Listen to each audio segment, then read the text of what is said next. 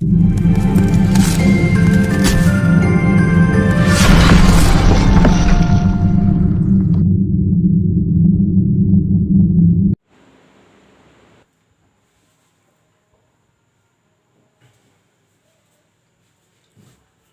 हैं आप लोग? सभी ठीक है ना?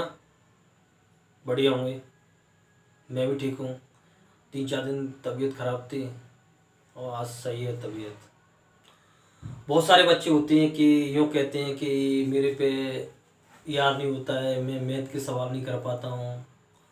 और बहुत बहुत सारे बच्चे ऐसे होते हैं कि उनके बारे में सोचते हैं वो तो है ना ऑलरेडी ही पैदा होशियार हुए थे, या उनके नसीब में था इसलिए उनकी नौकरी लग गई, या उनके नसीब में था उनको ऐसा हो गया, ऐसे बन गए, इतनी ऊंचाइयों पर पहुंच गए। ऐसा कुछ नहीं है। हर आदमी को मेहनत करनी होती है, एक लक्ष्य बनाना होता है, उस लक्ष्य के पीछे चलना होता है। जब तक व्यक्ति उस लक्ष्य के पीछे नहीं चलता है, जब तक एम नहीं होता है, तब तक व्यक्ति है ना कुछ करने लायक नहीं होता है, कुछ कर नहीं सकता है। बस वो सोचता ही रहता है कि मैं आज करूँगा, चलो आज नहीं मैं कल करूँगा। कुछ दिनों के बाद फिर सोचने लगता है ये मैं नहीं कर पाऊँगा और हार जाता है। तो एक तो व्यक्ति के अंदर दृढ़ निश्चय होना चाहिए, लक्ष्य होना चाहिए कि मुझे क्या करना है, और निरंतर प्रयास करते रहना चाहिए। स्टार्टिंग से करना चाहिए। जैसे बच्चा कहता है कि नहीं मुझे तो बहुत बड़े बड़े सवाल करने हैं, या मुझे पूरी थ्योरी याद करनी है, या मुझे आज ही पूरा मुगल याद करना है, या मुझे पूरा ही केमिस्ट्री याद करनी है। एक ही दिन पढ़ेगा, 2-4 घंटे पढ़ेगा, फिर है ना नहीं पढ़ेगा, क्योंकि अपनी लिमिट के अनुसार नहीं पढ़ता है। पहले उसे अपनी लिमिट पहचाननी होगी कि मुझे कितना पढ़ना चाहिए, क्या करना चाहिए, उद्देश्य होना चाहिए। अगर आपने एक उद्देश्य बना लिया ना कि ये मुझे करना है, आपके अंदर एक जज्बात आ जाएगा और आप है ना फिर उस चीज को देखो कैसे जल्दी कर पाओगे। और निरंतर प्रयास करना जरूरी है। ऐसा नहीं कि आज प्रयास किए, 10 दिन बैठ गए, फिर उसके बाद में प्रयास किए, ऐसा कुछ नहीं है। मैं यही इसी एक व्यक्तित्व है उनके बारे में बताने जा रहा हूँ। सर आइजैक न्यूटन है, जो सभी जानते हैं कि ये कितनी बड़ी शख्सियत है। इन्होंने है ना भौतिक विज्ञान में आकर के, और जितने भी मिथ्या थी उनको है ना अपने प्रयोगों से, अपने अनुभवों से, अपने सिद्धांतों से उनका खंडन किया और अपने नए सिद्धांत दिए। इस सब जानते हैं। तो चलो बात करते हैं आज सर आइजैक न्यूटन की, जो कि आपने देखा होगा कि लिखा हुआ है सर आइजैक न्यूटन। इनका जन्म 4 जनवरी 1642 ईस्वी को इंग्लैंड में हुआ था। उस समय ग्रेगोरियन कैलेंडर इंग्लैंड में लागू नहीं था, और ग्रेगोरियन कैलेंडर के हिसाब से देखें तो 25 दिसंबर बैठता है। इनकी माता का नाम अन्ना एरेक था। जब इनका जन्म हुआ था तो इनके पिता की 3 महीने पहले ही मृत्यु हो गई थी। और इनकी माँ ने इनका लालन पालन 3 साल तक किया। उसके बाद इनकी माता इनको छोड़ के चली गई और इनका लालन पालन इनकी नानी ने किया। जब आप जानते हैं जब वो माँ नहीं होती है, जब उसका लालन पालन कोई और कर रहा होता तो क्या हालत होती है। और ऐसा नहीं था कि बहुत यंग थे, बहुत हष्ट पुष्ट थे, बहुत है ना इंटेलिजेंट थे। ये किसान परिवार में पैदा हुए थे। आपको मालूम है जहाँ तरीके से है ना व्यक्ति है ना नीचे से उठता है, और जो नीचे से उठता है वो बहुत ऊंचाइयों तक जाता है। जो ऊपर से उठता है वो नीचे की तरफ नहीं जाता है। आपको मालूम है कि जब नदी ऊपर से नीचे की ओर बहती है तो खारे में जाके मिलती है। जब पानी नीचे से ऊपर निकलता है तो मीठा हो जाता है। तो व्यक्ति जब नीचे से ऊपर उठता है तो मीठा हो जाता है। जो ऊपर से जब उठेगा तो क्या होगा, वो खारापन आ जाएगा, कड़ास आ जाएगी, और उसकी सभी है ना आपको मालूम है, ज़्यादा कहने की ज़रूरत नहीं है। और इनकी माँ ने 3 साल इनके 3 साल के थे तब इन्होंने उनकी माँ ने शादी कर ली थी। उसके बाद इन्होंने नानी ने इनका लालन पालन किया था। और ये तो अपने दूसरे पिता से ईर्ष्या करते थे। आपको मालूम है, जब माँ भी नहीं हो पास में, पिता भी नहीं हो, तो बच्चा किस तरीके से ना लालन पालन, उनकी पढ़ाई क्या होती है। लेकिन इनका उद्देश्य बन गया। उद्देश्य क्या बन गया कि जब ये स्कूल में गई तो उन्होंने देखा कि एक बच्चा बहुत होशियार है, तो इनको भी अपने अंदर लालसा हुई कि मेरे को भी होशियार बनना है। इनका एम बन गया। और इसी तरीके से हम कहते हैं आप भी अपना एम बनाइए कि मुझे कुछ करना है। ऐसा नहीं है कि वो मेरा दोस्त लग गया, उसका तो नसीब अच्छा था, मेरा नहीं है, ऐसा कुछ नहीं है। आपको एम बनाना होगा। तो कठिनाइयों से आगे आदमी निकल सकता है और निकलना चाहिए। तो इन्होंने बहुत सारे सिद्धांत दिए। और फिजिक्स में एक है ना, ऐसे बोल सकते क्लासिकल जो युग था वो कब स्टार्ट हुआ था, वो न्यूटन के आने के बाद में क्लासिकल युग स्टार्ट हुआ था। इसके बारे में और सिद्धांत जानते हैं कि उन्होंने क्या क्या दिया था, बात करते हैं। न्यूटन के नियमों की बात करें, सिद्धांतों की बात करें, इन्होंने कौन कौन से सिद्धांत दिए। और ये ना, ये एक घर पे ही इन्होंने ये सिद्धांत दिए थे और ये प्रकाशित नहीं हुए थे पहले। उसके बाद में कुछ इनकी आर्थिक स्थिति ऐसी थी कि ये प्रकाशित नहीं कर सके, तो इनकी कुछ लोगों ने इनकी आर्थिक मदद की। इसके बाद में इनकी पुस्तक प्रकाशित हुई। उस पुस्तक का नाम क्या था, आप देख रहे होंगे। 1687 ईस्वी में ये प्रकाशित हुई थी। और इनकी पुस्तक का नाम है फिलोसोफी नेचुरलिसिस प्रिंसिपिया मैथमेटिका। और जिसे अब क्या बोलते हैं, प्रिंसिपिया बोलते हैं। क्या बोलते हैं इसे, प्रिंसिपिया बोलते हैं। पहले इस प्रिंसिपिया का नाम क्या था, फिलोसफी नेचुरलिसिस प्रिंसिपिया मैथमेटिका, है ना। तो ये एक गणितज्ञ भी थे। फलन का जो आप सब करते हैं, फलन इन्हीं के द्वारा दिया गया है। भौतिकविद भी थे, खगोल शास्त्री भी थे।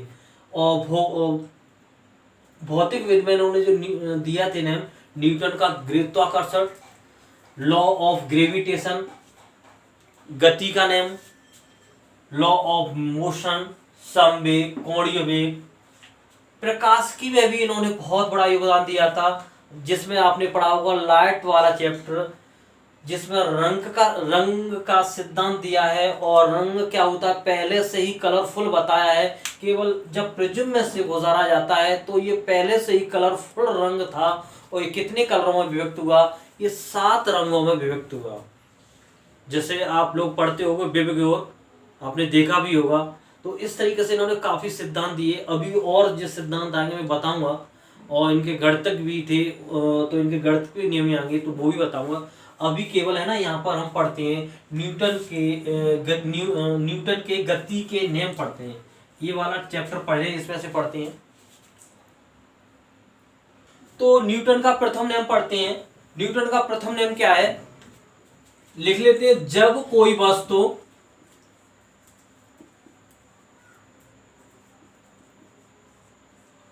विराम अवस्था में है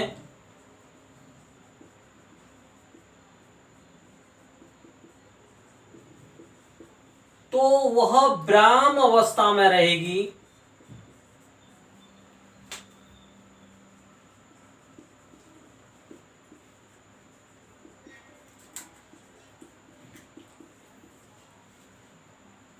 गति की अवस्था में है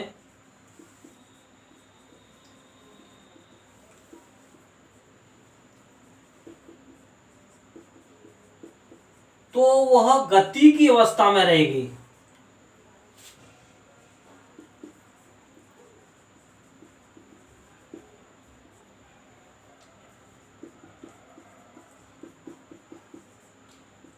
जब तक उस पर बाह्यकारक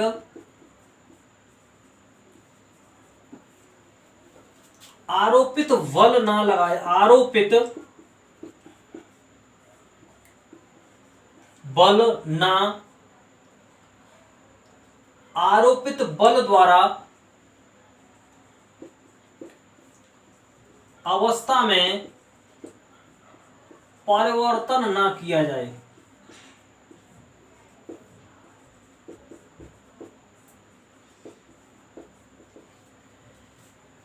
ये परिभाषा न्यूटन ने अपनी प्रिंसिपिया जो पुस्तक थी, जो प्रकाशित हुई थी, उसमें ये नाम दिया।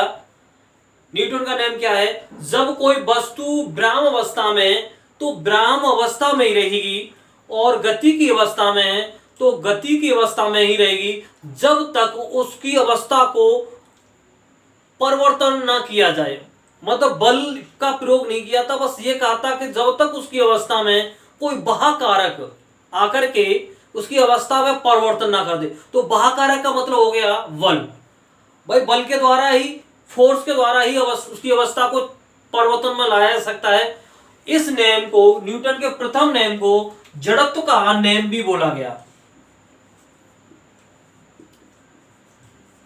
जड़त्व का नियम भी कहते हैं।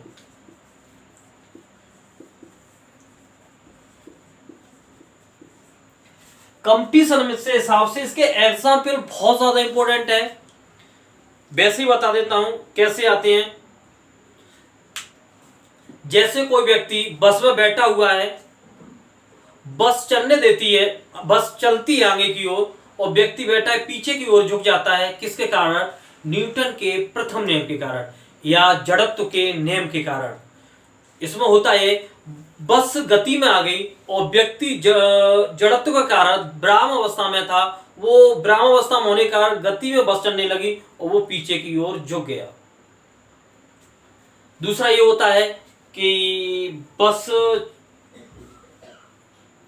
चलती हुई रुक जाती है तो व्यक्ति आगे की ओर झुक जाता है। किसके कारण? न्यूटन के प्रथम नियम के कारण या जड़त्व के नियम के कारण। इसके एग्जाम्पल देख लेते हैं, एग्जाम्पल ज्यादा इंपॉर्टेंट है। न्यूटन के जो एग्जाम्पल है, इसके एग्जाम्पल इंपॉर्टेंट है, टेस्ट में आते हैं तो वो देख लेते हैं। जैसे रुकी ही गाड़ी के अचानक चल पड़ने पर उसमें बैठे यात्री पीछे की ओर झुक जाते हैं। क्यों? न्यूटन के प्रथम नियम के कारण। न्यूटन का प्रथम नियम क्या कहता है कि अगर कोई वस्तु ब्राह्म अवस्था में तो ब्राह्म की अवस्था में रहेगी, गति की अवस्था में है तो गति की अवस्था में रहेगी। बस में व्यक्ति बैठा है और बस आगे गति में, जब उसको बैठा हुआ व्यक्ति ब्राह्म अवस्था में था, जड़त्व अवस्था में था, इसलिए वो जड़त्व अवस्था में रहा। बस चलने लगी, वो बैठा रहा, इसलिए वो पीछे की ओर झुक गया। तब जाकर के उसे फोर्स लगा, तब वो आगे की ओर बढ़ा। तो ये किसके नियम के कारण होता है? न्यूटन के प्रथम नियम के कारण होता है। चलती हुई गाड़ी, दूसरा एग्जाम्पल है इसका, चलती हुई गाड़ी के अचानक रुक जाने के कारण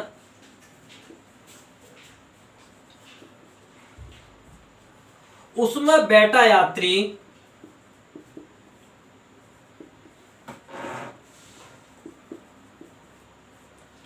आगे की ओर झुक जाता है। वही न्यूटन के प्रथम नियम या जड़त्व के नियम के कारण। दूसरा एग्जाम्पल है, गोली मारने से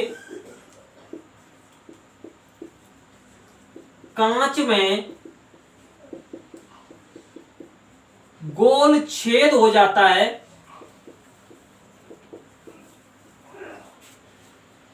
परंतु पत्थर मारने से कांच चटक जाता है। किसके कारण? न्यूटन के प्रथम नियम के कारण हो जाता है। यहां पर आप एक चीज और देखेंगे, चटक जाता है। यहां पर एक कारण यह है, गोली का वेग पत्थर के वेग से ज्यादा था, इसलिए गोली कांच में लगी, कांच ब्राह्म अवस्था में रहा और कांच चटका नहीं और उसी जगह पर गोल छेद हो गया। जबकि पत्थर का वेग गोली के वेग से कम था, कम वेग होने के कारण पूरा ही कांच गति में आ गया और कांच पूरा का पूरा चटक गया। इसका नेक्स्ट एग्जांपल देखते हैं। कंबल को हाथों से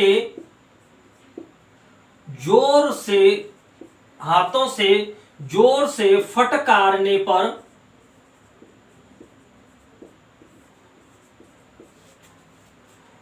उसमें से धूल कण झड़ जाते हैं। क्या कारण है? जब कंबल को जोर से झटकारने से या फटकारने से कंबल गति में आ जाता है और उसके धूल कण ब्राह्म अवस्था में रहते हैं, इसलिए उसके धूल कण क्या होते हैं, वो अलग हो जाते हैं। और इसी तरीके से जैसे कोई कंबल होता है या खाट होती है, जैसे हम चारपाई बोलते हैं, उसमें डंडा मारने से क्या होता है, उसके कण भी, धूल के कण नीचे गिर जाते हैं और खाट या हमारा कंबल साफ हो जाता है। तो क्या होता है, धूल के कण जड़त्व में रहते हैं और कंबल या खाट गति में आ जाता है। और न्यूटन का कौन सा नियम है? ये प्रथम नियम है। और आगे देखो इसके और एग्जाम्पल देखते हैं। दूसरा एग्जाम्पल देखते हैं इसका। यदि पानी से भरे गिलास के ऊपर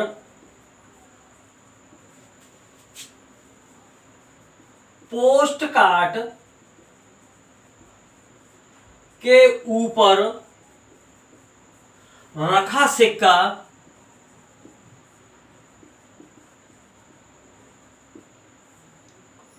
यदि पोस्ट कार्ड को एक झटके से खींचने पर सिक्का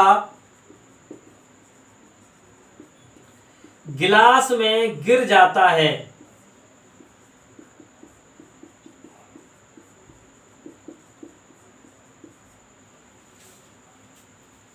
न्यूटन के प्रथम नियम के कारण या जड़त्व के नियम के कारण होता क्या है, इसको समझ लो। एक गिलास है, वो पानी से भरा हुआ है और उसके ऊपर एक पोस्ट कार्ड का मतलब आप ऐसे मान लेना, बहुत सारे बच्चे सोच रहे हो पोस्ट कार्ड यानी क्या है। पोस्ट कार्ड ही होता है जैसे कोई हमारी किताब है, किताब का ऊपर जो पृष्ठ होता है मोटा होता है, वो उसमें से गिलास के बराबर काट लो, वही पोस्ट कार्ड हो गया। तो जैसे उसके ऊपर रखा है और उसके ऊपर रख दिया सिक्का और झटके से उस पोस्ट कार्ड को खींचेंगे तो क्या होगा, सिक्का जड़त्व का कारण वहीं रहेगा, जबकि पोस्ट कार्ड गति में आ गया होगा और वो गति में आकर के बाहर चला जाएगा और सिक्का उसी जगह पानी में गिर जाएगा। तो ये इसका एग्जाम्पल है। और इसके बाद जो पढ़ते हैं ये न्यूटन के प्रथम नियम के एग्जाम्पल थे। और न्यूटन के दूसरा नियम पढ़ते हैं, लॉ सेकंड। न्यूटन का दूसरा नियम पढ़ते हैं, सेकंड लॉ ऑफ न्यूटन। यहां पर हमें बल का व्यंजक मिलता है F बराबर ma। ये F बराबर ma हमें कहां से मिलता है? न्यूटन के प्रथम नियम से ये मिलता है। न्यूटन के प्रथम नियम से मिलता है। क्या मिलता है यहां पर, इसको भी देखेंगे। किसी वस्तु पर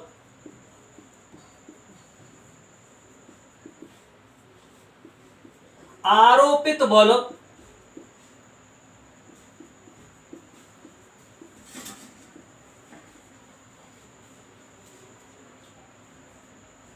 वस्तु के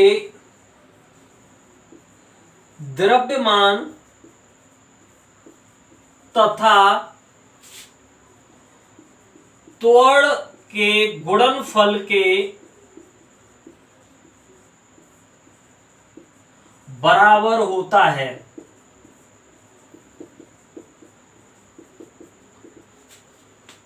तो न्यूटन के प्रथम नियम से हमें क्या मिल गया? बल का व्यंजक मिल गया। क्या होता है, किसी वस्तु पर जो बल लग रहा है वो बल किसके बराबर होगा? वो बल उस वस्तु का कितना द्रव्यमान है और उस पर कितना त्वरण लग रहा है। त्वरण एक तरीके से क्या होता है, जी होता है। पृथ्वी की जो ग्रेविटी है वो कितनी लग रही है, वो वस्तु कहां पर रखी है। अगर हमारी पृथ्वी पर रखी है तो जी का मान अलग 9.8 होगा।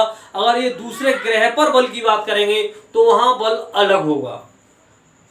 तो ये न्यूटन के दूसरे नेम से हमें बल का व्यंजक मिल गया, और बल के व्यंजक से इसके क्वेश्चन भी करेंगे, क्योंकि रेलवे में और एनटीपीसी में इसके बहुत सारे क्वेश्चन आते हैं, तो उस पर दो न्यूमेरिकल भी करेंगे। तो इससे आगे बढ़ते हैं, आगे इसमें क्या करते हैं देखें।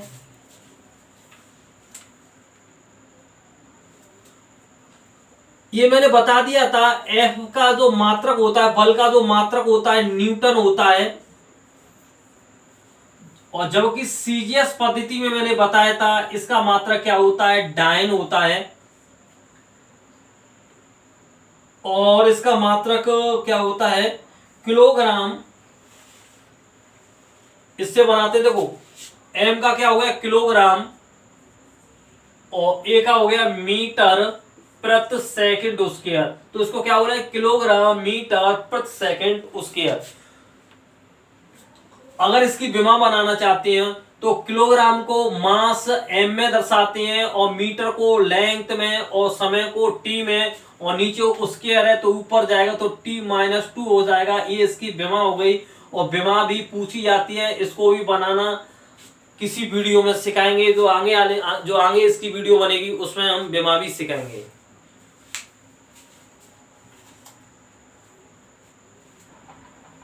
न्यूटन का तीसरा नियम देखते हैं। न्यूटन का तीसरा नियम क्या है, बहुत इंपॉर्टेंट है और बहुत अच्छा नियम दिया था। प्रत्येक क्रिया के बराबर प्रतिक्रिया होती है। आप कहोगे हम लिखते हैं तो क्या हमारा रेस्पॉन्स मिलता है? हाँ, हमें मिलता है। जैसे हम अपने पेन को कॉपी पर दबाते हैं तो वहां से हमें प्रतिक्रिया बल मिलता है, और वो हमारी जो इंक है उससे इसी वजह से वो चिपकता है। क्या हम चलते हैं तो क्या इसमें भी लगता है? हाँ, लगता है। जैसे ही हम अपने पैर से पृथ्वी को पंजों से दबाएंगे तो पृथ्वी उतना बल हमारी एड़ियों पर लगाएगी और एड़ियों को उठा देगी, हम चलना स्टार्ट हो जाएंगे। आप एग्जाम्पल करके भी देख लेना इसको। क्या हम घूसा मारेंगे इस दीवार में, इस बोर्ड पे घूसा मारेंगे, क्या हमारी ये दीवार भी हमारे में घूसा मारेगी? हाँ, मारेगी।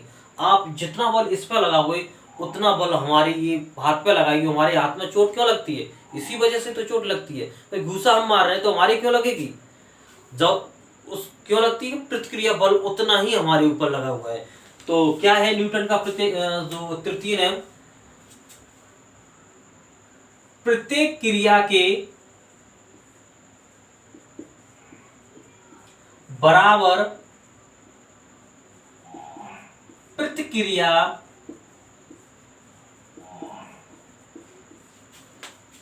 होती है। ये नियम दिया था न्यूटन ने, प्रिंसिप यहां में दिया था। कोई भी क्रिया है उसके बराबर प्रतिक्रिया होती है। इसके एग्जाम्पल इंपोर्टेंट है, एग्जाम्पल देखते हैं। एग्जाम्पल क्या है? बंदूक से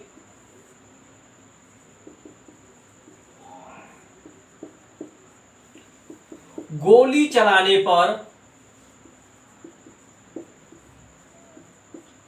बंदूक पीछे की ओर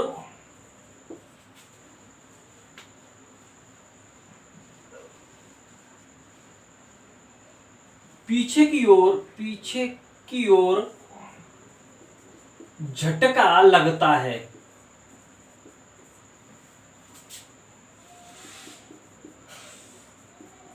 किसके कारण? प्रतिक्रिया बल के कारण। जितनी तेजी से बंदूक में से गोली बाहर चली उतनी ही तेजी से बंदूक पीछे की ओर झटका लगेगा। नाव को खेने के लिए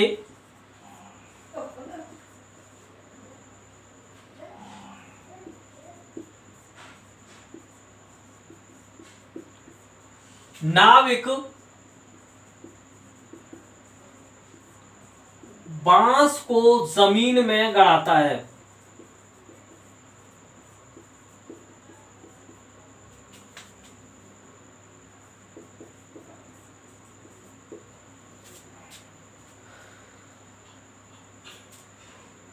किसके कारण?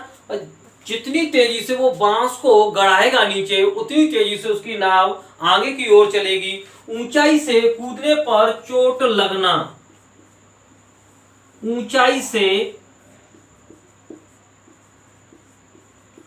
कूदने पर चोट लगना,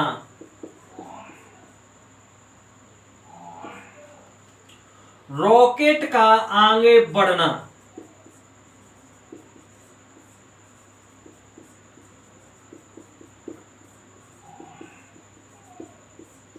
रॉकेट का आगे बढ़ना न्यूटन के तृतीय नियम के कारण बढ़ता है, लेकिन किस सिद्धांत पे काम करता है रॉकेट? संवेग संरक्षण के नियम या सिद्धांत पर काम करता है। और संवेग संरक्षण का जो नियम है वो नेक्स्ट क्लास में बताएंगे। अभी आप यही देखो, रॉकेट का आगे जैसे बढ़ता है तो न्यूटन के तृतीय नियम के कारण होता है। और जितने भी एग्जाम्पल है क्या है, प्रतिक्रिया के बराबर प्रतिक्रिया जरूर हुई है। जैसे कोई घोड़ा है, वो खच्चर है, जैसे ही वो आगे अपनी गाड़ी, जैसे वो आगे बढ़ता है, पैर आगे वाले पैर जमीन पर जैसे गड़ाता है तो पीछे वाले पैर वो उठाता है। यही क्या होती है? प्रतिक्रिया होती है। आगे वाले से बल लगाया, उतना ही बल पृथ्वी ने प्रतिक्रिया के रूप में घोड़े के पीछे वाले पैरों को दे दी। इसके बहुत इंपोर्टेंट इसके एग्जाम्पल हैं। और आज के लिए यहीं पर क्लास को बंद करते हैं और नेक्स्ट क्लास के लिए कल नेक्स्ट क्लास चलाएंगे। और आप सभी लोग चैनल को सब्सक्राइब करें। आप सभी का धन्यवाद।